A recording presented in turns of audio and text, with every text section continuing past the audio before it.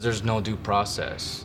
Basically they listen to my ex's story, they listen to my story, and then they just go, you're telling the truth.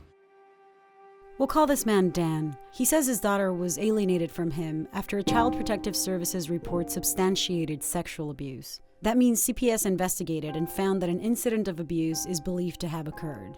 The DA declined to press charges, so that was cleared. She wouldn't look or talk to me. What do you think? Why do you think that was? Oh, she was coached.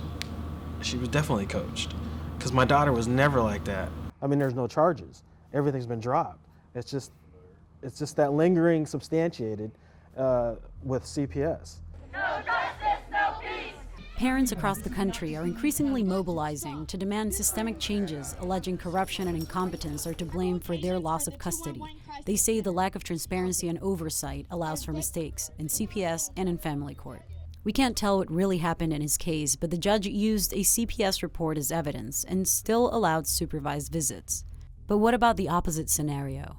What if a judge disbelieves an allegation of child abuse that was true? The Center for Disease Control reports that 1 in 4 girls and 1 in 6 boys are sexually abused as minors, but 40% of sexually abused children don't even show symptoms. When there's a suspicion or an allegation of sexual or physical abuse to a child, children are often referred to CPS. Then CPS sends children to a medical examiner. Today we're here at Sutter Health to meet with Dr. Vickers, who's a medical examiner who sees children to determine or at least give an opinion of whether or not abuse happened. The medical exam is not going to answer that question.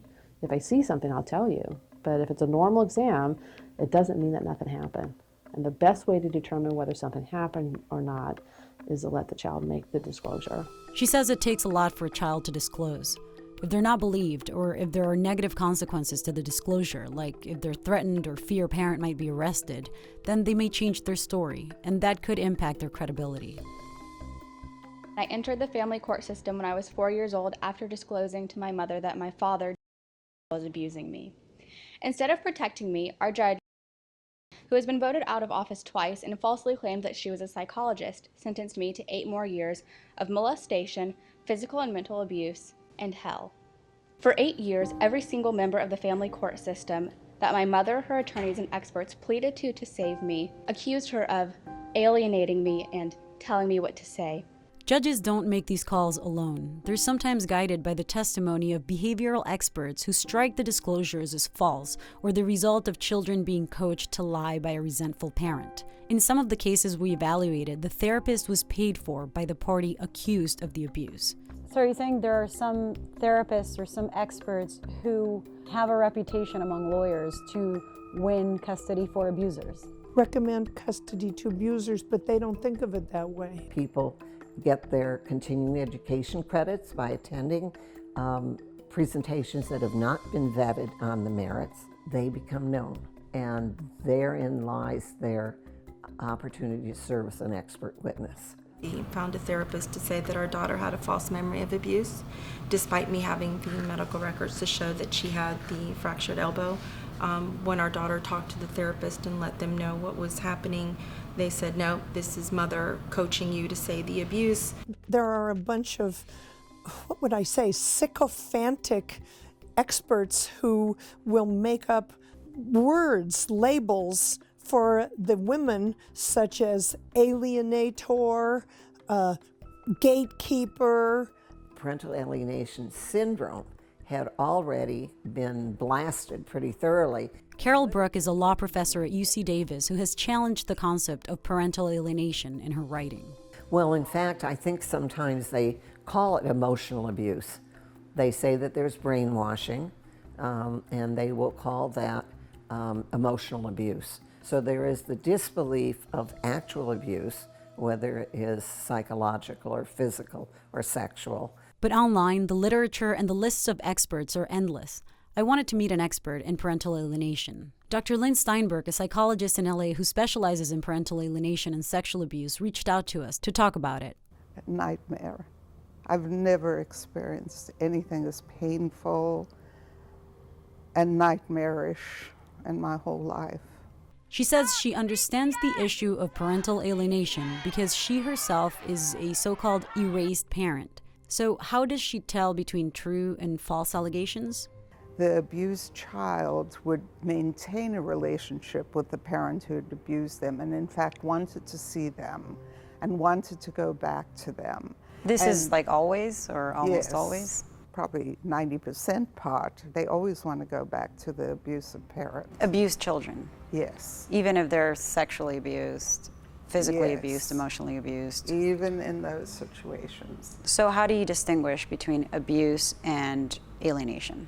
Well, an alienated child, it's 100% that the alienated parent or the target parent is bad and the other parent is good. When they disclose abuse, when they say, you know, somebody touched me inappropriately or did this or hit me or whatever. Yeah, well, those are the cases that I specialize in working with, is where there's sexual abuse.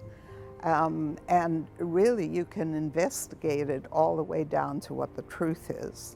Like, for example, this father was being accused of sexually molesting and assaulting his daughter. And I knew that he had diabetes and he couldn't get an erection. And nor would he ever want to do that to his daughter. Wait, how do you know that he couldn't get an erection? He told me, and that is one of the diabetic symptoms. Diabetic people can't get erections? Well, if it's severe, yeah, they can't. I asked doctors if having diabetes or telling your therapist that you have diabetes should disqualify someone from being a child molester. They said no. Not all people with diabetes suffer from erectile dysfunction, and ED does not prevent someone from sexually abusing a child. Experts aren't only testifying in court, they also offer treatments that can cost tens of thousands of dollars to reunify children with a so-called alienated parent, sometimes an alleged abuser. Popular among experts of this treatment is to remove the accusing parent who they have labeled an alienator. But that's a dangerous call to make. Yes. It's a very dangerous call to make. Because if you get it wrong, a child might end up in the custody of an abuser. Well, the Department of Social Services gets it wrong all the time. All the time. They are not trained. You know, someone like me who's gone through 12 years post-high school of training, and you specialize in that area, it's a much more simple proposition. And what does it take to have some kind of certification to be an expert in parental alienation? There is none. Dr. Craig Childress is working on that. Dr. Childress was recently removed from speaking at the Association of Family and Conciliation Court conferences at the request of the American Psychological Association, according to emails obtained by ABC 10.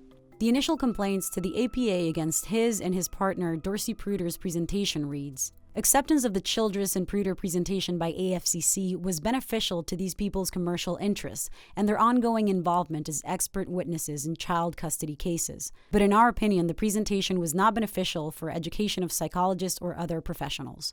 The complaint also points out that Dorsey Pruder is not a psychologist but a life coach and has a high school education. She's got a lot of background in this. Just because she doesn't have a college degree doesn't mean she doesn't know what she's doing. She absolutely does. So you're saying that what you were presenting or what she was presenting at the AFCC was in fact evidence-based?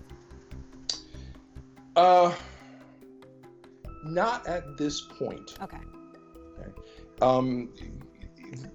Yeah, we're nothing really out there at this point is evidence-based. That the pilot program in Houston will be evidence-based. That's where we're moving. Have you already trained people on ABPA, or is this something that's already making its way? Yeah, I started training last year.